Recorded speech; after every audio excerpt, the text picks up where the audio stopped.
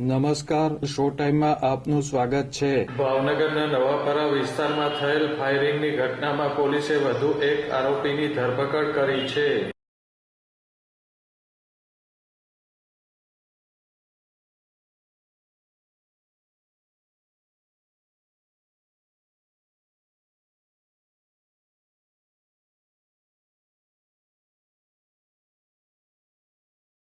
ભાવનગર જિલ્લામાં ચકચાર જગાવનાર નવાપરા ફાયરિંગ કેસમાં પોલીસે અગાઉ 6 આરોપીઓની ધરપકડ કર્યા બાદ વધુ એક આરોપીની ધરપકડ કરી કાયદેસર કાર્યવાહી હાથ ધરી છે.